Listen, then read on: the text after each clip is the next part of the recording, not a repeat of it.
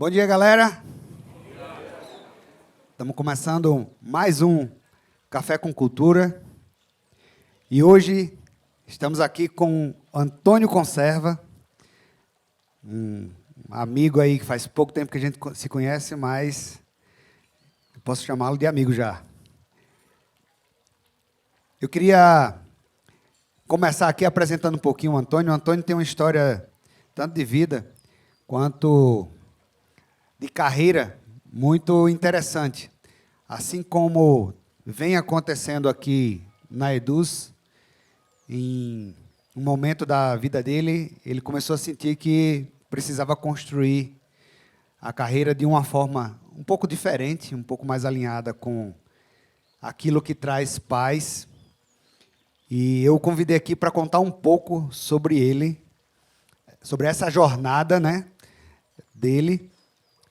E a palavra que eu acredito que resume, pelo menos do ponto de vista de quem ouviu essa história, Antônio, é evolução. Então, o tema de hoje, a gente vai falar, mais uma vez, sobre evolução. Então, bem-vindo, Antônio. Queria que você se apresentasse e contasse um pouquinho aí dessa sua jornada pessoal. Como é que foi essa teu começo até aqui? Como é que foi a tua jornada aí? Obrigado, Eugênio. Obrigado pelo convite. Prazer estar aqui com vocês. Desde a primeira vez que eu vim aqui, fiquei muito impressionado com esse ambiente, né? Então, gostoso começar a semana batendo papo aqui, escutando esse barulho de água. Muito bom. Nossa, eu tenho 38 anos, né? Então, dá para ficar a tarde inteira, depende de onde a gente quiser começar a história, né? Mas eu gosto de começar sempre falando que das várias coisas que eu fui me tornando, né, uma das mais importantes, então, eu sou o Antônio, tenho 38 anos e sou filho da Sueli. Acho que essa é uma das partes mais importantes da minha história. Minha mãe é uma mãe solo, criou eu, e uma outra coisa que eu sou também, sou irmão. Então, sou irmão do William, sou o irmão mais velho, e minha mãe, em São Paulo, criou 2 meninos, né? A gente morei no Capão Redondo, depois fui morar em Itapecerica da Serra, para quem conhece São Paulo. Passei até o começo da minha adolescência lá. E minha mãe, muito sábia, assim que teve a oportunidade, e aí eu vou contando essa história, vai chegar mais ou menos aqui onde a gente está hoje, tá? Então, minha mãe é uma mãe solo. Minha mãe sempre trabalhou como empregada, vendedora de loja, empregada doméstica, cozinheira. Ela viu que não faria sentido criar eu e meu irmão em São Paulo. Quem já foi de São Paulo ou passa por São Paulo sabe que não é tão agradável assim quando você precisa de infraestrutura, escola, um monte de coisa. Minha mãe conseguiu arrumar um emprego em São Carlos. Isso é uma mudança absurda na nossa vida. E a gente foi para São Carlos, interior de São Paulo, para quem não conhece. E lá eu tive a oportunidade de descobrir muitas coisas mesmo. Uma das coisas que eu acabei descobrindo é que tinha universidade, né, pública. Do contexto que eu vinha, a gente não discutia universidade, a gente discutia outras coisas, mas a universidade não fazia parte do... Né, na minha família ninguém se formou, tudo mais, então não era uma coisa a ser discutida. E aí, chegando lá... descubro que tem universidade, eu descubro a universidade porque eu sofri um acidente, cortei minha mão e fui fazer fisioterapia na UFSCar. E aí, a hora que eu cheguei lá, eu fiquei meio encantado. Eu cheguei até a falar isso com a minha mãe, com o meu irmão. Eu falei, puta, eu queria falar igual aquele povo lá. Eles falam tão inteligente, é tão da hora ver eles trocando ideia, né? Tipo, sabe das coisas, explicava. E eu Você tinha quantos anos? Tinha 14 anos. 14 anos. 14 anos. Eu fiz fisioterapia lá 1 ano e meio para melhorar o movimento da minha mão. Eu cortei minha mão só por curiosidade, pulando um portão para pegar uma bola de futebol para o meu irmão. Aí eu acabei com a minha mão.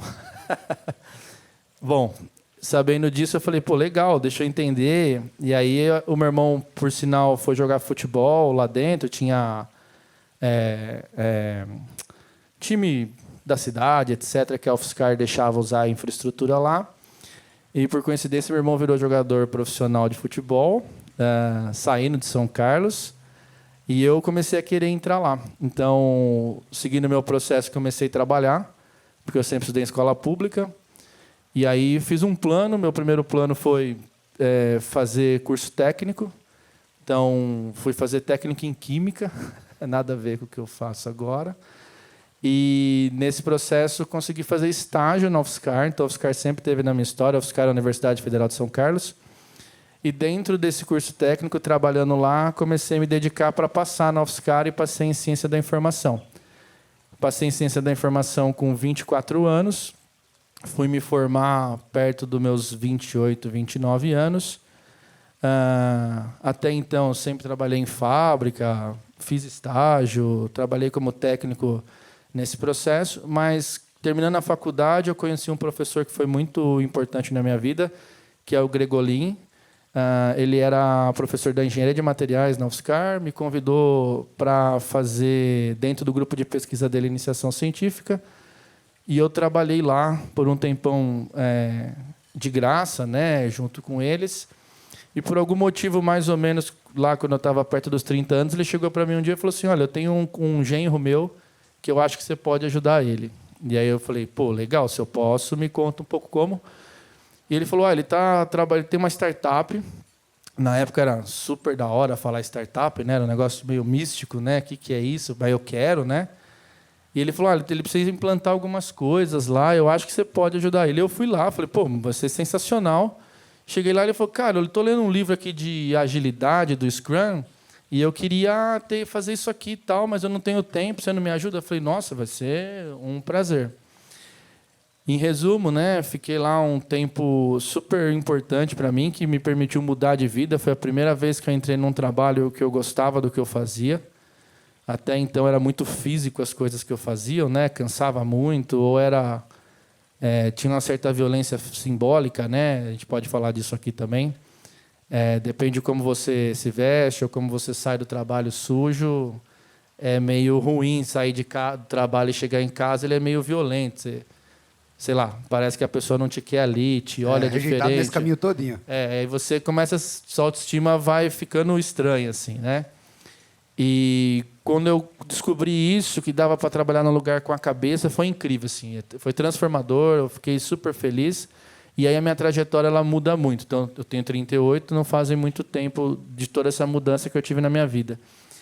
Eu saí de lá, fui trabalhar numa consultoria e depois numa multinacional. E aí, quando eu estava para completar 30 anos, né? 34 anos, foram quase 5 anos. Eu realmente, depois de ter experimentado muita coisa, cheguei numa conclusão. Falei, putz, eu estava pensando em mudar de emprego de novo, procurar uma outra empresa para trabalhar.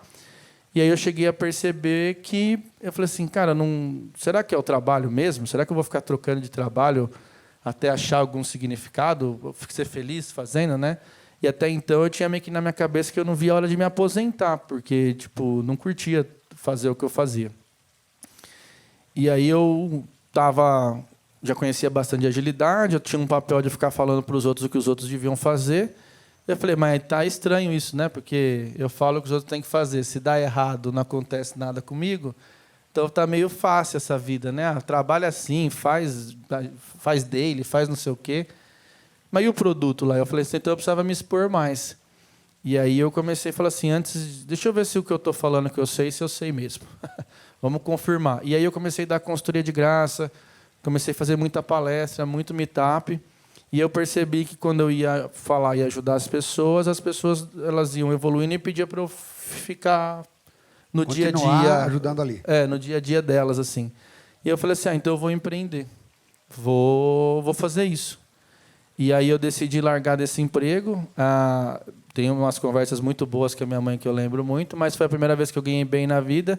E a primeira coisa que minha mãe perguntou na hora que eu fui começar a trabalhar, ela falou assim, mas e o vale-refeição? Como vai ficar? Eu imagino. Ela falou, não dá, você tem certeza? Tal. Eu falei, não, mãe, acho que vai fazer sentido. Vou aproveitar que eu estou novo, me sinto novo, mas me sentia mais novo, obviamente, ainda. E aí eu topei fazer isso. E aí era 2019, era final de 2018, começo de 2019, eu criei um projeto chamado Beta Learning, onde eu escrevia, onde eu dava palestra e dava muita consultoria de graça. E mais ou menos durante esse período eu falei assim, eu vou sair, eu estava na Serasa na época, e comecei a empreender. E aí eu acho que é o destino, sei lá, é uma mistura de muita coisa, né? Sorte com competência, etc. Que eu consegui um primeiro cliente. Eu abri a empresa em maio de 2019. Eu consegui um primeiro parceiro, fui lá de manhã, ele falou, então vem me ajudar aqui com agilidade meio período. Eu fui na primeira semana, a gente ficou 4 horas. Na segunda semana ele falou assim, você não vem o dia inteiro? Eu falei, não, vamos o dia inteiro. Aí passou, ele falou, você não vem 3 dias? E em 5 semanas já estava full time lá. Depois de mais 2 meses já estava atendendo 3 empresas em São Carlos. Aí eu juntei um dinheiro, desse dinheiro que eu recebia, contratei o primeiro funcionário. Em 3 meses ele começou a me ajudar. Passou mais um tempo, eu contratei mais uma pessoa. Em 6 meses eu contratei 5 pessoas. Termino 19 com 5 pessoas. Termino 2021 com 75. 2022 com 150. E em 2022 eu vendo a Beta para uma empresa chamada ClearSale, da qual agora eu estou fazendo o que a gente chama de earn-out. Posso explicar tudo aqui. É o processo para você entregar a sua startup quando você vende ela, né? E aí, nesses 7 anos, ainda estou tentando entender o que é realidade, o que é sonho, né? Mas estou agora, então, desejando continuar essa história de empreendedorismo, né? Tentei falar de vários aspectos da vida para chegar um pouco aonde nós estamos aqui agora. Muito massa. Antônio, eu tenho uma dúvida antes de entrar nas perguntas aqui mais ligadas à cultura, especificamente. Você comentou que você estava pulando de emprego, tentando achar o próximo emprego que fosse mais agradável do que o anterior, né? Até que você decidiu, eu vou experimentar aqui, eu mesmo dar palestra, dar consultoria, fazer minha própria jornada. Depois disso, você liderou muitas pessoas, né? Diante da experiência que você teve depois liderando outras pessoas, você adquiriu um monte de conhecimento ali. Com esse conhecimento, você acredita lá atrás, se você tivesse encontrado, vamos supor que você fosse ser seu próprio funcionário, se você fosse ser funcionário da Beta, você acha que você teria continuado, ou você mesmo assim acha que foi mais a questão de eu queria empreender que fez mudar? Por que eu pergunto isso? Só para você entender o contexto da pergunta. Eu acho que uma das dúvidas que aparecem mais no líder, não vou falar nem do empresário, do líder de uma organização, quando ela cresce um pouco, puxa, eu não posso estimular meus colaboradores a ter um comportamento empreendedor, porque senão eu vou perdê-los. Vamos dizer assim, de um lado tem esse medo, esse pensamento, e aí, do outro lado, por causa desse pensamento, ele também não desenvolve o que tem de legal numa carreira empreendedora, porque tem um monte de perrengue, um monte de coisa ruim, né? Risco, medo, perda, frustração, tem um monte de coisa. Mas tem um monte de coisa legal, né? Liberdade, experimentação, aprendizagem. E a pergunta, será que é possível implementar essas coisas que são legais dentro de uma carreira mais segura? Ou não, só através do empreendedorismo? Então, olhando para você, você teria ficado da Beta se você fosse funcionário da Beta? Excelente pergunta. Eu acredito que sim, porque o motivo de eu começar a empreender ele era muito claro para mim. Eu, nesse processo de ajudar outras pessoas a trabalharem diferente, eu conto sempre essa história, eu costumava perceber que as pessoas davam 10%, 15% do que elas poderiam. Mas todo mundo que chega para trabalhar num lugar está com o sonho lá na tampa, está com vontade de fazer de tudo para que os sonhos, os desejos se realizem naquele lugar. E, através da relação com o líder, a pessoa vai desistindo de fazer isso, né? Então, qual que era a minha hipótese? Eu falava assim, o que aconteceria se a gente tivesse uma empresa que o líder não atrapalhasse? Era simples assim a minha pergunta. Imagina se as pessoas pudessem chegar para trabalhar e desse 50% do que elas têm de potência. Eu falei, nós vamos fazer um negócio muito mais que 15, muito né? louco. Vai ser... E aí foi nessa tentativa de criar um ambiente seguro, um ambiente que eu sempre falava, onde as pessoas poderiam ser elas mesmas, porque é claro que o que fazia as pessoas a se apresentarem menos para o mundo era um monte de regra, de código de conduta, de vestimenta, de assunto, de dúvida, que a pessoa não conseguia expressar quem ela era, porque a pessoa é a dúvida que ela tem, é a origem que ela veio, as oportunidades que ela teve, são os livros que ela leu, as crenças que ela tem. Se você chega num lugar da onde boa parte do que você é não cabe, como que você faz para se apresentar na sua melhor versão? Você acaba falando, vou apresentar essa versão aqui que ela tem um fit melhor com o lugar que eu tô. Então a gente começou a olhar para isso e criar caminhos diferentes para as pessoas chegarem na Beta. Então o que é um caminho diferente? Eu estava em São Carlos, tem USP e UFSCar. Um caminho comum é você trazer pessoas pelo processo seletivo de olhar o currículo e falar assim, eu vou olhar se é engenheiro, se é engenheira, se é de qual universidade e vem para cá. Isso você já não recebe centenas de pessoas dentro da sua empresa. Então, como que eu vou receber a pessoa como ela é, sendo que eu já sou, de certa forma, muito, muito seletivo, para não dizer preconceituoso, na forma de contratar? Então, a gente começou a falar assim, como a gente cria um ambiente onde cabe pessoas como elas são? E aí, na Beta, por exemplo, 30%, 35% das pessoas não eram de tecnologia, foram treinadas e desenvolvidas dentro da Beta, por olhar por outras características muito importantes. Conhecimento, diversidade, a cultura da pessoa, a origem, etc. Tudo isso misturado fazia muita diferença. E que critérios você usava para atrair essas pessoas? A gente sempre trabalhou muito com as pessoas trazerem as pessoas que conheciam para dentro de casa. Sempre. A gente estava no mundo de tecnologia do qual a gente nunca sofreu por não conseguir montar time de desenvolvimento. Tanto é que a gente saiu de 0 a 150 pessoas em 2 anos sem ter um processo seletivo de esperar 90 dias para chegar alguém. Uma das coisas que mais fez diferença para a gente foi olhar para características diferentes das técnicas para trazer pessoas também. Eu, como uma pessoa que mudei muito de posição dentro do mercado de trabalho, eu percebia que as pessoas evitavam, como eu posso dizer, as oportunidades eram menos dadas para mim, não pelo que eu era capaz de fazer, mas sempre olhando para o que eu não tinha, não pelo que eu tinha. Então, eu não tenho graduação, eu não tenho inglês fluente. Mas, cara, é difícil alguém conseguir ter uma discussão, uma conversa tão desenrolada quanto a minha, porque para sair de casa, para chegar no trabalho, eu tinha que falar com 10 adultos que queria me enrolar no caminho, então eu consegui chegar onde... Então, depende da skill que você quer fazer, você vai precisar, você tem muitas delas. Então, uma das coisas que a gente fez foi olhar porque as pessoas tinham, não porque elas não tinham. E o que faltava nelas, a gente desenvolvia dentro de casa, através do que a gente chamava de PDI ou de cuidar.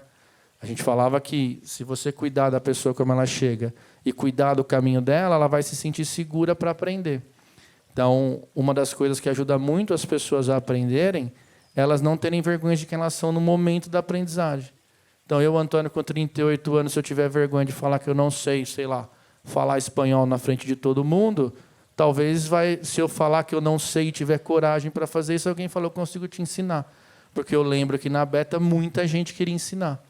Então, se a pessoa se esconde, se ela não consegue ser quem ela é naquele momento, inclusive é difícil de ajudar ela a achar um caminho para o desenvolvimento que ela deseja.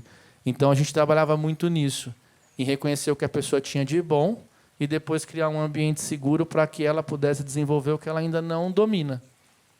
O que acontecia para a gente foi muito mágico, que as oportunidades, quando eram dadas para essas pessoas tinham uma energia de vida para fazer acontecer que era absurdo.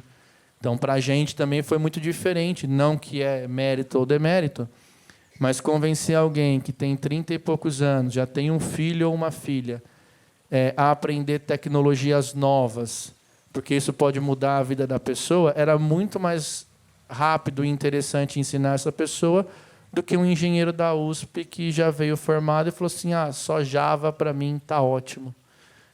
Eu não preciso, eu tenho emprego a hora que eu quiser, então eu não vou aprender .NET, por exemplo. Né? Então, dito isso, respondendo a sua pergunta, eu acho que se eu tivesse encontrado pessoas que aceitassem quem eu era naquela época e talvez tivesse me ajudado a me desenvolver, eu acredito que eu teria ficado mais tempo perto dessas pessoas. Então, talvez eu não teria, naquele momento, começado a empreender. Agora, sobre empreender, eu acho que em algum momento eu teria feito por personalidade. Por não é muito fácil para mim aceitar o que eu tenho como realidade. Então, essa vontade de meio que demonstrar... Insatisfação crônica, né? Insatisfação crônica, exatamente. Tipo, agora mesmo eu continuo insatisfeito com muita coisa e eu não consigo dar conta de só tocar, sei lá, aproveitar o que eu conquistei até agora. Então me dá meio que uma sensação que tipo eu não consigo viver bem com aquilo e eu fico me envolvendo com aquilo lá. Então, em algum momento eu teria ido empreender, porque eu também sabia do quanto tem de aprendizado em você se expor. Né? Um livro foi muito fundamental nessa história, que é o Antifrágil para mim. Eu gosto muito de me expor para descobrir minhas fragilidades, assim, gosto muito. E sempre que eu me exponho, eu descubro elas, eu tenho a oportunidade de cuidar delas. Então, eu gosto desse processo e empreender nada mais é do que ficar exposto É um motor toda acelerador hora. de exposição, né? Total. Sem limites. Conta aí um ou dois casos que você acha emblemático que aconteceu na Beta de gente que era, vamos dizer assim, não tinha como você esperar que aquela pessoa se desenrolasse e aí foi um exemplo de sucesso dessa mentalidade mais aberta e acreditar mais nas pessoas. Tem vários, assim. Eu acho que uma das primeiras coisas que a gente estava até falando aqui, que eu vou usar um nome diferente, que eu estava falando retribuir, mas é a responsabilidade, né? Você acabou de me ensinar. Primeiro que uma coisa que eu falo muito para as pessoas é que você tem que tomar um cuidado que quando você muda muito de casta social, muitas pessoas passam, se não tiverem muita consciência, a esquecer um pouco da sua origem. Então, a primeira coisa é lembrar que de onde você veio tem muitas pessoas boas também. Então, a primeira coisa que eu fiz foi convidar muitos dos meus amigos que queriam, de repente, mudar essa história, né? Por conhecer a habilidade dessas pessoas. Então, vou contar um ou dois casos aqui, mas um muito especial de um grande amigo meu, que acho que são vários, né? São pelo menos 3 ou 4 grandes amigos que vieram trabalhar comigo, mas um deles tinha um emprego de jornada dupla, né? Trabalhava de manhã e à noite. Não tem graduação, está se formando agora, mas é uma pessoa que é um ser humano realmente especial, iluminado, incrível. E quando eu fui falar com ele, eu fui falar assim, cara, a gente está crescendo muito rápido, eu preciso de ajuda para cuidar das pessoas, né? E eu falei, eu queria que você viesse trabalhar comigo, né? Então ele era garçom na época, estava de manhã à noite. Ele falou, cara, mas como que eu vou te ajudar, o que eu posso fazer e tal? E eu acabei comentando para ele, falei assim, cara, se você puder ser você mesmo para todas essas pessoas, você vai fazer com que a cultura da empresa vá para um lugar muito importante, que as pessoas entenderam o que é umas cuidarem das outras. Nesse processo, ele foi se identificando como uma pessoa da área de pessoas. Então, ele cuidava de facilities, de receber as pessoas, ele fazia os onboards das pessoas e ele criou um monte de método e jeito de receber pessoas. Se você for na casa dele hoje, você entende por que faz todo sentido trazer ele para fazer onboard. Eu nunca fui num lugar... Ele sempre morou em lugares simples, mas eu nunca fui tão bem recebido assim. Então, o que eu falava para ele? Eu falei assim, você consegue receber todo mundo bem, que nem você me recebe? Mesmo quem você não conhece? E ele, sim, claro, com certeza. E ele tinha uma habilidade, tem uma habilidade para lidar com as pessoas que é absurda. Então, ele cuidou do nosso RH e de muitas coisas do nosso RH por muito tempo. Inclusive, quando a gente começou, empresas de São Carlos, startups que, na época da pandemia, criaram empresas para vender kit de onboard, kit de recebimento, fez um monte de reunião com ele para entender o porquê que ele acertava tão bem na hora de escolher um kit. Então, a gente mandava presente de aniversário da Beta. Cara, ele já chegou a mandar umas coisas assim, muito especiais. E as pessoas sentiam que era muito para elas, assim. Então, ele é um caso, esteve com a gente todo esse período e tudo mais. Um outro caso também, que o Telmo, né, esse grande amigo meu, indicou, ele tinha também um conhecido que era um menino de 22 anos, que era servente de pedreiro. Adorava o menino tem um comportamento incrível. O Telmo sugeriu ele vir como menor aprendiz. A gente falou assim, não, vamos conhecer, e por que não passar a ser um desenvolvedor aqui dentro, né? A pessoa tinha um super interesse, a gente deu um computador para a pessoa começou a se encantar pelo negócio, entendeu que era uma oportunidade, para encurtar essa conversa, em 9 meses já estava entregando tanto quanto um pleno, está até hoje trabalhando muito, já deve ter sido promovido a sênior nesses 3 anos e continua gerando oportunidade para quem tem em volta dele também. Então, tem vários. Tinha muitos amigos que mudaram de carreira, tem pessoas que estavam super sofrendo em outros lugares, vieram para cá e acabaram topando mudar de carreira para ir para um lugar mais seguro, de cura e tudo mais. Então, em resumo, desde que você saiba ver o que as pessoas têm de bom, como eu falei aqui do Thelma, como eu falei do Juan, o resto as pessoas têm muito mais energia do que a gente imagina para fazer dar certo e aprender qualquer coisa, né? E eu vejo que quando a pessoa tem clareza do poder que aquilo pode ter para ela, essa consciência, ela faz muito mais do que quem tem muito mais oportunidade. E isso é uma coisa que eu aprendi muito nesse processo, que eu acabava explicando para as pessoas dentro do processo seletivo, que a gente tem um pouco de noção da distância que a pessoa teve que correr para chegar até aqui, né? Então, tem pessoas que estavam numa casa muito boa, e não é demérito nem mérito, tá? Mas é só a realidade. Tem pessoas que moram numa casa que só atravessa a rua para ir para a escola, e da escola ela atravessa a rua, ela já tem um excelente emprego, está tudo no bairro dela. E tem gente que tem que pegar 3 ônibus para chegar na escola tem muito problema, e demora muito, e vai andando para chegar no emprego, chega meia-noite em casa. Então, essa pessoa ela andou muito mais para chegar até aqui. Então, quando você olha para o esforço, para a vontade, quem realmente tem energia para fazer algumas coisas, a gente sempre leva um pouco para isso, né? Quem está disposto, quem está afim de caminhar e construir realmente uma história bacana. E essas pessoas têm muita energia. Então, sempre quando a gente se conectou com elas, elas fizeram coisas incríveis, assim. Acho que são exemplos. Muito bom, muito bom. Antônio, nessa sua jornada como empresário, você pegou bem o miolo da pandemia, né? A empresa explodiu durante a pandemia. E você está falando muito de cultura, de cuidar das pessoas e tá.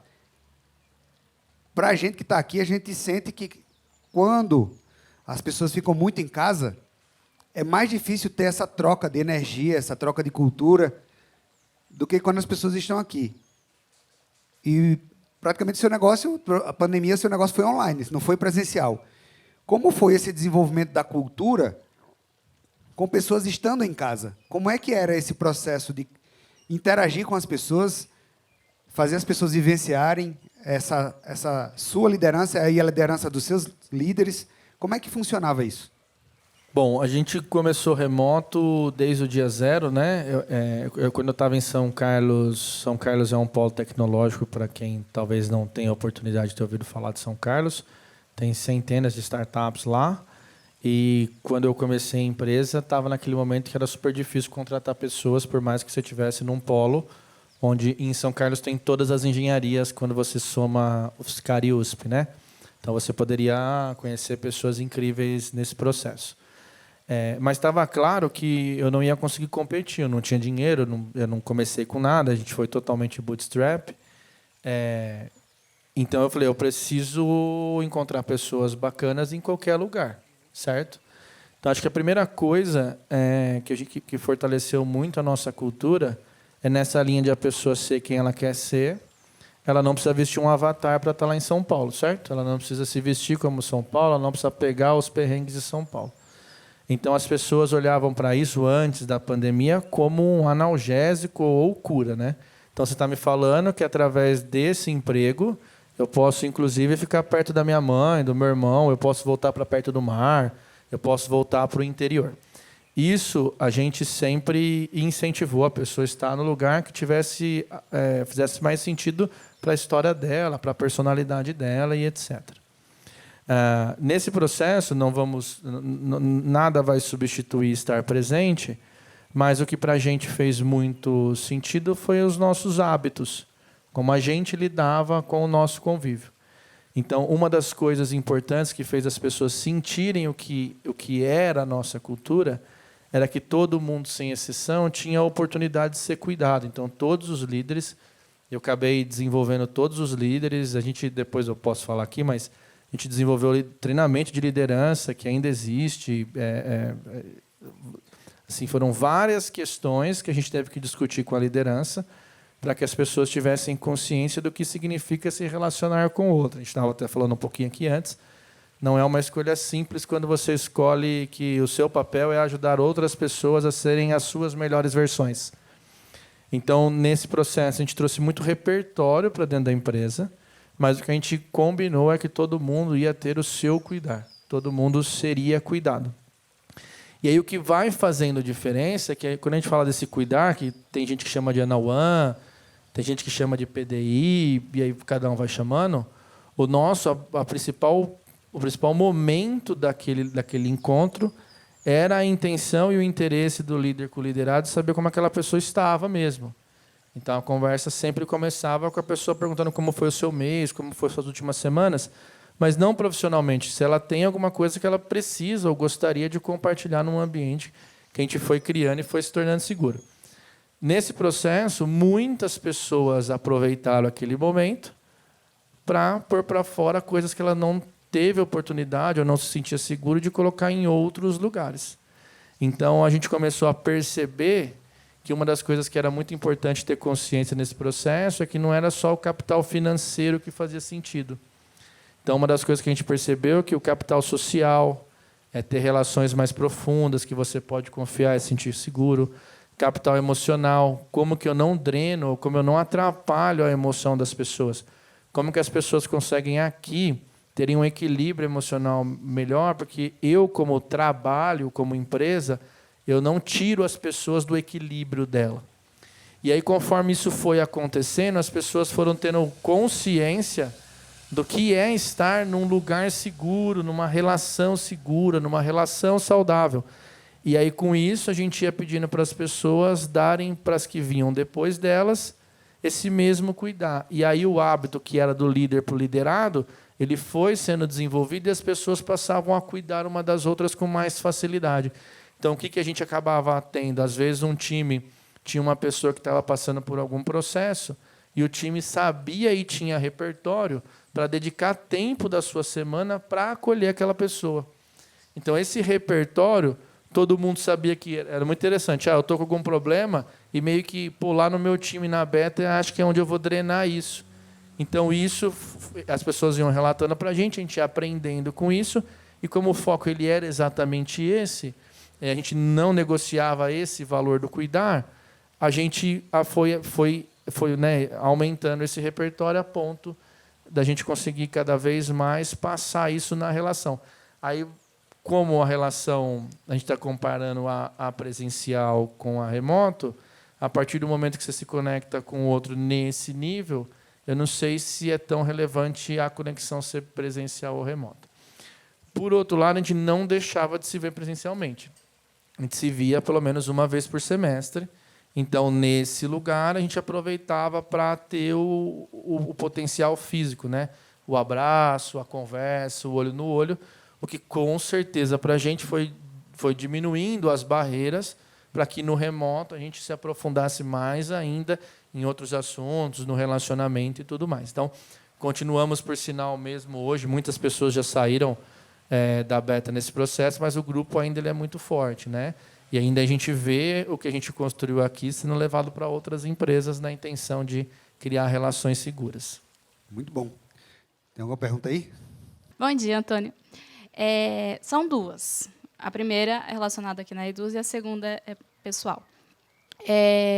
Como trazer esse lado, cuidar, né, olhar para o ser humano em si e também conseguir cobrar entregas, cobrar agilidade, que é uma linha muito tênue, né, numa conversa, no bate-papo.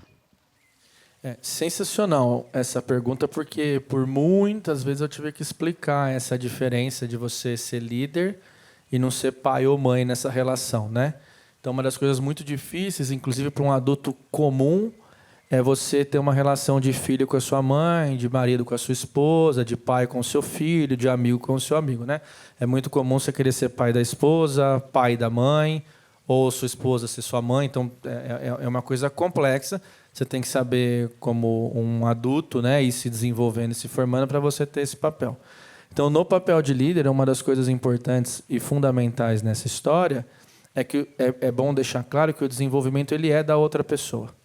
Então, nesse processo, eu sabendo que o desenvolvimento é da pessoa, eu também passo a ter consciência que o meu papel está na colaboração para a história dela. Então, eu costumo usar a analogia da biografia. A primeira coisa na relação com o liderado é lembrar que quem segura a caneta da história dele é ele. A pessoa sabendo disso já tem um grande avanço. Não adianta você querer dar sua caneta para mim, que eu não vou escrever no seu livro que você será promovido em 6 meses. Eu não escrevo isso. O que eu faço é o seguinte: comece a escrever. A hora que você está com dúvida de pôr um ponto final ou uma vírgula na sua história, você me pergunta, porque eu já passei por isso.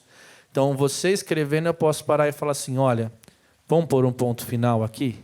Você não precisa mais ser agressivo, mais muito bonzinho, mais... Aqui, se você pôr um ponto final e começar a escrever a partir de amanhã ou agora eu estou fazendo isso, você não acha que te leva mais próximo da biografia que você quer escrever?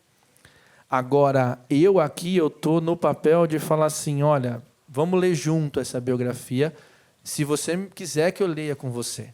Ou você me traz só o que você quer me contar da sua biografia, porque eu também não quero saber dos detalhes da sua vida. Eu estou aqui para ajudar. Estava falando para o Eugênio aqui, eu sou, na maratona, a pessoa que segura o copo de água. Quem termina a maratona é você. Por coincidência e por experiência, eu estou sempre na hora certa com a água na mão. E aí você passa, pega o copinho, toma e continua correndo. Quando eu vejo que o seu tênis está ruim, eu ponho um tênis na sua frente, você troca rapidinho e vai. Mas você corre a maratona. Então, o primeiro aspecto é nem nós nos iludirmos com o nosso ego, que a gente tem potência de desenvolver alguém, que nós não temos. Nós temos a potência de estar do lado das pessoas e apoiar elas a se desenvolverem, mas o desenvolvimento é dela. E na relação com o liderado, é lembrar que a caneta da biografia da pessoa está na mão dela. Muitas pessoas fazem isso, eu falo, isso é muito triste, muitas pessoas percebem e ficam tristes no processo, que é, eu vou para uma empresa, entrego minha caneta lá na recepção a hora que eu entro, e eu espero que durante 3 anos todos os meus sonhos se realizem. E aí eu saio daquele lugar e falo assim, nossa, eu perdi 3 anos aqui. De fato, só que às vezes eu ainda culpo a empresa, né, que fez eu ficar lá. Então, uma das coisas que eu costumo dizer para as pessoas é, lembrem os liderados ou as pessoas que estão em volta que ela está escrevendo uma biografia. E ajuda ela a lembrar se ela está gostando do que está escrito até agora. E mais do que isso, será que não tem gente que está escrevendo o mesmo capítulo já faz 8 anos? Eu continuo não conseguindo ter uma boa relação lá com a minha mãe. Eu continuo não tendo uma evolução no trabalho. Eu continuo com hábitos que eu ainda não quero. Eu ainda não faço o que eu quero fazer segunda-feira de manhã. Se a gente conseguir ajudar o liderado a relembrar que ele pode pôr um ponto final, esse é o nosso papel. E aí, no capítulo seguinte, a gente pode começar a escrever uma nova história. E a segunda é... Você falou um pouquinho que perto dos 30 virou uma chavinha para você virar empreendedor. Além, claro, da coragem que precisa ter, o que você viu e falou, não, a partir de agora eu vou virar um empreendedor, eu preciso ter esse hábito para poder trilhar o que eu quero? No primeiro que eu achei que ia dar tudo muito errado, assim. Eu tinha certeza que eu ia fazer, ninguém ia querer me ouvir. Isso eu tinha certeza absoluta. Eu não sei como eu tive muita coragem, eu falo muito isso com a minha esposa, que eu não consigo lembrar, talvez isso é uma coisa para você pensar com 60, 70 anos o que realmente aconteceu, mas na época eu lembro que eu falei que eu ia fazer e pronto, mas eu tinha bastante convicção que não ia dar nada certo. E o que eu pensava muito é que, mas também eu volto a procurar emprego, se for o caso, né? Então, eu estava muito mais atento em qual emprego eu ia procurar do que em pensar em montar o meu modelo de negócio, assim, de tanto medo que eu tinha e de tanto que a minha autoestima ela era baixa. Eu achava que ninguém ia querer me ouvir. Tanto é que quando eu achei o primeiro cliente, ele falou, vem a semana inteira, aí que eu comecei a entender que conteúdo era esse que eu tinha e aí que eu comecei também a dar valor para isso. Uma coisa muito importante para mim foi que eu sempre tive essa vontade de ser um ser humano minimamente ok no mundo, né? Então eu já fazia terapia e a terapia me ajudou muito, não porque a terapia me ajudou, né? Mas não porque tinha algo específico na terapia, mas é só porque eu pude naquele processo reconhecer o que era meu, o que não era meu, o que era do meu passado, quem eu realmente era, e um lugar para você poder falar sobre o que você sente nesse processo, né? Então, isso me ajudou muito. Não acredito que teria conseguido passar por isso se eu não tivesse feito isso. Mas o meu processo foi, sim, tive um momento ali de coragem de fazer isso, mas eu fui me tornando empreendedor e eu percebi que eu era empreendedor já tinha 1 ano e meio de empresa. Até então, eu não acreditava que aquilo ia dar certo. E eu tive muita ajuda de um amigo especial, que é o Túlio. Eu já estava mais ou menos com 100 pessoas. Eu tinha certeza que no mês seguinte os clientes iam desistir de contratar a gente e ia ruir tudo. Porque eu não achava que era possível estar acontecendo aquilo. Ainda até eu até falava com ele, depois que a gente fizer 3 anos, aí eu acho que não foi sorte mesmo. Porque eu falava, o primeiro ano foi sorte, né? O segundo ainda tem consequência da sorte, o terceiro, tá vendo, já vamos começar a acabar. E aí não vai ter empresa. E aí, na verdade, não. Na verdade, realmente fez algo, mostrou que pode acontecer e pode ser perene. E eu ainda estou nesse processo de reconhecer como poder ajudar, como poder fazer, mas não tive um plano e não acreditava que ia dar certo. Só fui. Agora, uma coisa que eu nunca deixei de fazer. Eu falo muito isso para as pessoas. Eu sempre fiz tudo o que eu podia ter feito. Eu não pestanejei. Eu lembro quando eu comecei a Beta, eu sentei com a minha mãe e com a Thalia e falei assim, olha, os meus hábitos vão mudar. Sentei com os meus amigos e falei, os meus hábitos vão mudar. Eu vou focar muito para fazer isso dar certo e eu preciso da ajuda de vocês. Assim.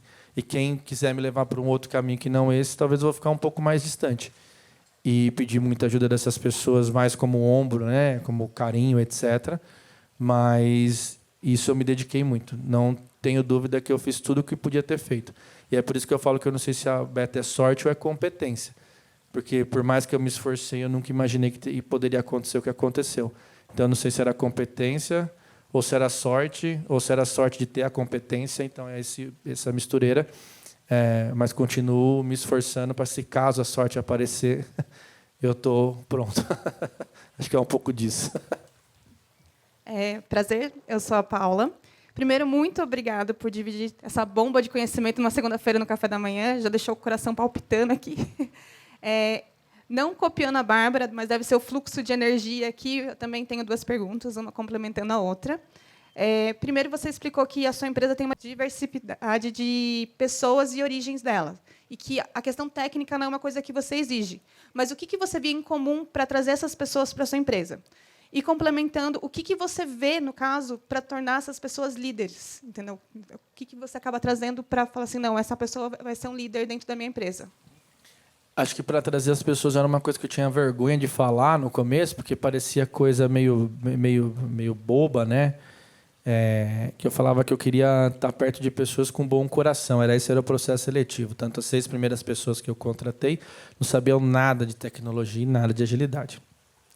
Mas eram pessoas que eu gostaria de conviver para o resto da minha vida, tanto é que tornaram meus sócios, continuam sócios hoje, né? Mas eram pessoas que eu queria conviver. Eram pessoas quase que eu falava assim, eu não tenho essa qualidade, porque é uma coisa de lidar na terapia que eu nunca me achei uma pessoa dessa que eu gostaria de ser.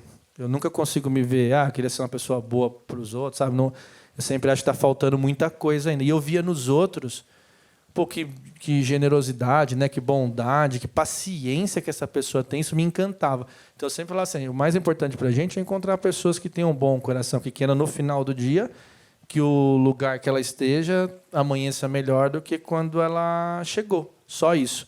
E, a partir daí, falar sobre técnica com pessoas que têm essa disponibilidade de aprender é consequência. Então, o que eu sempre procurei é pessoas que queriam o bem, pessoas de bom coração. Passaram pessoas que não tinham um bom coração? Passaram na Beta, com certeza. Mas teve pessoas que mudaram essa ideia no processo, falou, talvez eu tinha essa intenção que não era das melhores pelo ambiente que eu fui criado ou desenvolvido, ou realmente não era para ficar ali com a gente e tudo mais, e acabou indo para outro lugar, não se adequou e não se adaptou. Mas, no final do dia, era isso que era o mais importante para a gente. Aí eu esqueci a segunda pergunta. Os líderes. A nossa liderança ela foi sendo desenvolvida numa velocidade muito doida, assim, mas muito pelas oportunidades que as pessoas tinham de ter que liderar grandes projetos, grandes clientes e etc. Eu nunca limitei ninguém a ser líder pela idade, pela experiência, nem nada. Tanto é que o nosso time de liderança, um dos líderes mais importantes da Beta, que é o Oda, ele, quando foi liderar pela primeira vez, ele tinha 21 anos. Ele liderava pessoas de 38, 40, 27, super experientes. Mas o que a gente fazia no final do dia era criar um ambiente seguro para que o líder que assumisse aquilo soubesse da responsabilidade dele, mas que os liderados também soubessem da responsabilidade. Então, o que funcionou muito para a gente foi o liderado, por mais sênior que fosse, quando chegava um líder para ele, a gente falava assim: se seu líder não estiver pronto, é sua responsabilidade cuidar dele. Então, a gente nunca esperou que um líder na Beta tivesse todo o conhecimento necessário para dizer o que o outro fazer, o que o outro deveria ser. Então, quando o líder chegava, ele começava a trabalhar, ele tinha os princípios, os valores muito claros da empresa, porque isso sim era um diferencial. Tinha que entender o que significava a Beta. O que a gente falava tinha que saber, tinha que ter fluência em Beta. Tinha que saber se tal Beta way de lidar. Mas essa pessoa, hora que ela ia falar com os liderados dela, talvez ela não sabia de tecnologia ainda. Então, o que eu explicava muito é que o liderado também tem responsabilidade de cuidar do líder. Não é uma via de mão única. Então, nesse processo, de novo, foi criando um ambiente seguro, onde os líderes que não tinham todas as habilidades, eles passavam a saber o que faltava. E quando ele sabia o que faltava, ele ia se desenvolver ou vinha até mim, falando: olha, o meu time diz que isso eu não estou sabendo fazer. Eu falava: perfeito, vamos trocar essa ideia e vamos aprender. E, de novo, a pessoa aprendia muito rápido. Então, a escolha era muito por afinidade e conhecimento da pessoa sobre esses valores e, de certa forma, as pessoas iam assumindo responsabilidade. Como a Beta cresceu muito rápido, tem uma certa questão de quem foi chegando, foi assumindo mais responsabilidade e, por isso, também foi se tornando líder. Então, a gente teve também a oportunidade de desenvolver as pessoas dentro de casa para liderar. Mas o que funcionou de liderança é não ter uma visão de líder que vai vir para resolver tudo, porque não existe esse líder. O líder, ele é um ser humano como qualquer outro. Então, quando alguém chegava para mim, pulava o líder para falar assim: ó, aquela pessoa não está fazendo um bom trabalho da perspectiva do liderado, eu falava: já está errado, porque você está quebrando total o nosso ambiente de confiança se você não deu esse presente para o seu líder, se você não chegou para ele e falou com ele. É óbvio que eu não estou falando aqui de casos de assédio, né? A pessoa, o líder que vai assediar o liderado ou a liderada, de repente ele tem que poder pular. Mas quando ele pulava pelo motivo não adequado, né, que gera insegurança, a gente combinava, dava segurança para a pessoa para ela ir lá conversar com o líder e ajudar ele a se desenvolver. Então, muitas pessoas se desenvolveram fazendo também. Respondendo essa pergunta, não tinha um momento correto para que isso acontecesse, mas sim um cuidado com o ambiente aonde a gente colocava o líder. Se o ambiente não fosse propício, eu não ia colocar uma pessoa para ela se ferir um monte naquele processo. Muito bom. Próximo. Bom dia, Antônio, tudo bem? Meu nome é Luciano, eu trabalho no Prevenção a Fraudes e eu tenho uma curiosidade em relação à Beta. Eu li no artigo que ela é uma empresa de soluções de tecnologia. Só que a ClearSale, além de ela comprar soluções de tecnologia, ela comprou uma empresa que que forma desenvolvedores, né? A sua empresa, o foco dela é em relação de fraude, por isso a ClearSale adquiriu, ou ela quis adquirir estritamente em relação à formação de desenvolvedores? Excelente pergunta. É o que a gente chama de acqui-hire. Então, a Clear comprou a Beta focada nos talentos que estavam dentro da empresa. Total focado nas pessoas que estavam ali e nessa potência de trazer pessoas boas, da potência dessa cultura pode fazer para entregar ou ter vazão de entrega e tudo mais. Então, foi relacionado às pessoas. A gente não tinha nenhum especialista em fraude. A gente já atendia a Clear, algumas squads para atender a Clear. Então, aquelas squads conheciam, mas as outras trabalhavam em segmentos totalmente diferentes. Oi, bom dia. Eu sou a Madalena. Na verdade, eu não tenho nenhuma pergunta, eu só queria agradecer mesmo, porque eu achei muito importante seu relato de que você comentou de que passariam 3 anos aí você teria a segurança de que estava tudo certo mesmo. Isso eu acho que é muito importante, porque não é todo mundo que tem aquele senso de sucesso, sabe? Eu vou conseguir, eu não tenho dúvida nenhuma. Eu acho que a maioria das pessoas tem dúvida, sabe? Tem insegurança, fala: caramba, será que eu vou conseguir mesmo? Estou aqui trabalhando, dando o meu melhor, mas eu tô com aquele medo, aquele receio, e você foi com medo mesmo, né? Você não desistiu, deu o seu melhor. E isso é muito legal, porque é diferente dos relatos que a gente está acostumado a ouvir, de que eu não tinha dúvida nenhuma do meu sucesso, fui lá, trabalhei pra caramba e consegui. Cara, nem sempre é assim, a gente é humano, a gente duvida, e acho muito importante a gente ouvir esse relato de alguém que fez acontecer, mas estava com dúvida e foi na dúvida mesmo. É isso. Obrigado. Fala, Antônio, beleza? Cara, eu sempre gostei muito da primeira vez que eu te ouvi falando dessa metáfora da biografia, né, de ajudar as pessoas a construírem sua biografia, né, eu no meu papel de líder. E agora eu vi outra metáfora quando você fala de estar no meio da maratona sendo o cara que segura o copo. E acho que são dois papéis importantes, tanto de quem está correndo e tanto de quem está ali segurando o copo, né? O papel de ser líder e o papel de também estar subordinado a uma liderança. E, muito possivelmente, assim eu julgo, você já deve ter percebido desafios de quem está segurando o copo de não saber o momento certo de oferecer, e aí é dinâmica de liderança, experiência, mas também de quem está correndo não conseguir lidar muito bem com essa ajuda, ou não querer ser ajudado, não querer assumir a responsabilidade de treinar para a maratona. Digo assim, como que você lida quando existe esse desafio entre líder e liderado? Quando o cara não está querendo assumir a responsabilidade no momento, tal, ou quando até o líder também não está querendo ganhar experiência sobre essa dinâmica de como liderar dessa forma, né? Como que você já viveu esses desafios e como você lidou, assim? O que eu vou comentar, como eu falo, é um pouco do meu ponto de vista, né? Porque a relação entre duas pessoas ela é complexa ao infinito, né? Então, tem todas as possibilidades e variáveis possíveis de personalidade. Acho que um ponto importante de lembrar, eu vou pegar primeiro com quem está correndo a maratona, então, é que por mais que você, como líder, não vá dizer a velocidade que ela deva correr, você pode alertar ela que se ela parar no meio da maratona, as expectativas que ela tem sobre a carreira dela ou a história dela na maratona para também, certo? Então, quando a pessoa ela evita, não quer ouvir, não entende o que está sendo proposto coletivamente, porque a empresa precisa que ela termine aquela empresa para que a gente possa continuar a história daquele lugar, é muito importante lembrar a pessoa que, ao ela não fazer isso, que ela também não pode continuar acreditando que as promoções virão, os reconhecimentos virão, e entender para ela como ela se sente nessa situação, né? Então, não que ela precisa fazer rápido, que ela tem um tempo certo para terminar a maratona, que cada um vai correr no seu ritmo essa corrida, mas o que é difícil é quando a pessoa não aceita que, com algumas ajudas, tipo tomar água, ela pode se recuperar para fazer uma corrida melhor. Isso vai fazer com que ela pare no meio do caminho se ela não tomar esse copinho de água. E tudo bem se você parar no meio do caminho, como você se sente se sua carreira parar junto com isso? Porque se você se sentir mal, eu acho que vale a gente entender melhor o momento certo de tomar esse copo de água para que você possa continuar construindo ela.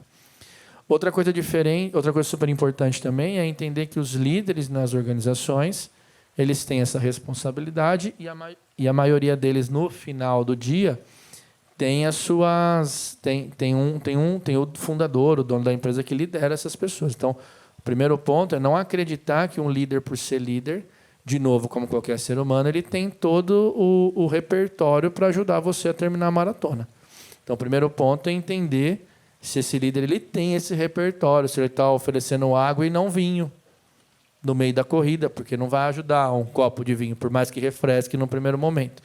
Então, esse cuidado de saber se o líder tem repertório é um cuidado da empresa. A empresa tem que tomar muito cuidado, porque dar para a pessoa a oportunidade de ser um líder pode ser perigoso. É uma responsabilidade sempre muito grande. Então, dito que a gente tomou esse cuidado, o líder ele precisa ter bastante paciência e bastante interesse nas pessoas que ele está tentando ajudar, que faça terminar essa maratona, que para muitas dessas pessoas não vai usar os mesmos recursos que ele sempre teve. Acabei de falar isso com o Eugênio aqui também no café da manhã. Não vai. Você tem que ter noção, se você escolheu ser líder, para cada pessoa que você vai tentar ajudar a escrever essa biografia, que ela está usando uma caneta de cor diferente, talvez ela não está escrevendo com caneta, talvez ela está digitando, e você vai ter que aprender a digitar. Você vai ter que aprender a falar. Talvez ela está usando recursos que você não conhece. Talvez ela precisa, para se desenvolver, um monte de recursos que você não conhece. Então, o ponto importante é que o líder tem que se colocar no papel de corredor de maratona também. Então, é muito melhor você ajudar alguém a correr a maratona se você já correu também. Então, não que você vai correr o mesmo caminho, a mesma maratona, na mesma cidade, mas é lembrar que mesmo no momento que você vira líder, você continua correndo a sua maratona. Perfeito? Então, dito isso, tem esses cuidados de lembrar a pessoa que está correndo a maratona, se ela tudo bem, se ela parar, e o que acontece com isso. Na maioria das vezes, as pessoas super entendem e falam, não, verdade, eu não quero parar, eu achei que dava para continuar, então me conta um pouco mais. E a outra coisa é o líder saber que ele tem que continuar se desenvolvendo para oferecer a água na medida certa. E, na maioria das vezes, não é a mesma quantidade que você estava acostumado. Sempre tem uma diferença entre um liderado e o outro, né? Antônio, eu queria pegar esse gancho e fazer uma última pergunta aqui. Vou falar uma frase e vamos ver se você entende. Aí você continua. Eu não perco para mim. Isso, pelo menos para mim, essa frase é muito relevante, assim, muito relevante. Como eu comentei no comecinho do nosso papo aqui, eu realmente faço tudo o que eu tenho que fazer durante a minha jornada, assim. Então, por exemplo, uma coisa que eu nunca aceitei, eu faço exercício de manhã, eu acordo 5 horas da manhã, não estou falando, eu sei que parece coisa, né, não é, pelo amor de Deus, dorme quem quer dormir. Não estou falando para ninguém fazer, né? Porque daqui a pouco falar, não, agora tem que acordar 5 horas da manhã, né? Trabalhar até tarde, sei lá. Não é isso que eu estou falando. Mas eu estou falando que, para mim, sempre foi importante fazer exercício como terapia. Eu sempre fui uma pessoa muito com energia sobrando, e na maioria das vezes a minha energia, pelo lugar de onde eu vim, eu costumo explicar, né? Eu tive que empurrar muita gente assim que queria me levar para o caminho errado. Então você acaba fazendo uma força. Então eu tinha muita essa energia. E eu fui descobrindo que eu precisava canalizar em alguma coisa, senão ia ser difícil casar, conviver com as pessoas e tudo mais. Então, a partir do momento que eu decido fazer algo, vou fazer exercício, a primeira coisa que eu faço é eu não perco para mim mesmo. Assim. Se eu falei que eu vou 5 horas da manhã, é só se tiver muita gente na porta lá de casa para me segurar e falar que eu não vou sair. Mas se tiver uma ou duas, mesmo assim eu ainda saio, né? Tem pelo menos uma que sempre fala, né? Que é a minha esposa fica um pouco mais, vai mais tarde. E eu falo, não, tem que ir agora porque esse é o meu processo, né? É a mesma coisa quando eu falo que eu vou ler, é a mesma coisa quando eu falo que eu não vou beber, é a mesma coisa quando tudo que eu falo, a primeira pessoa que eu preciso me organizar é com as várias vozes que estão aqui dentro da minha cabeça. E isso aqui já é muita coisa, né? É uma cobrança muito grande, então eu não gosto de fazer isso. Então, uma das coisas muito importantes de ter autoconhecimento é você se colocar limites ou colocar desejos do qual você consegue ir desenvolvendo ele. Mas, para mim, é muito importante começar organizado comigo mesmo. E toda vez que eu estou organizado comigo mesmo, costumo falar, o meu conteúdo interno está bem organizado, eu consigo ser uma pessoa muito mais consciente, presente para as outras pessoas. Então, isso, como líder, é muito potente. Eu chegar para trabalhar sem estar remoendo por que eu não acordei para treinar, ou porque eu não sou feliz como eu estou, como eu sou, ou com a relação que eu tenho com as pessoas fora daqui, minha cabeça fica pensando muito mais nisso, tem alguém falando aqui na minha frente, eu nem consigo entender, eu nem pego para mim o que essa pessoa falou. Porém, quando é ao contrário, quando eu chego aqui, eu consigo estar presente, a pessoa fala comigo, eu entendo o que ela está falando, eu consigo dar o copo d'água na medida certa para ela continuar a maratona dela. Então, às vezes, eu estou dando água para a pessoa só porque eu descobri que tem que dar água. Então, é meio que eu estou com a mangueira e qualquer um que passa, eu encho o copo. E aí a pessoa não quer esse tanto de água. Enche a barriga dela, ela nem termina a maratona. Por quê? Porque eu nem estou vendo quem está passando. Eu estou com a minha cabeça em outro lugar. Porque eu acabei não fazendo, ou não sendo, ou não estando no caminho que eu gostaria de estar. Então, pelo menos, não perder para mim mesmo sempre foi bastante relevante, assim. Muito bom, muito bom. Bom, chegamos no nosso final. Pedi para fazer a nossa avaliação do café. Então, as plaquinhas estão em cima da mesa, poder ler o QR Code. Seguinte, Antônio. A gente tem um ritual, não é a dança do acasalamento, mas é mais poderosa que ela aqui no final. onde o nosso convidado ele chama o nosso grito de paz. Beleza? Então você vai chamar e a gente responde. Você vai falar Edu Zé e a gente responde. Beleza? Então vamos lá. A Edu Zé. Valeu!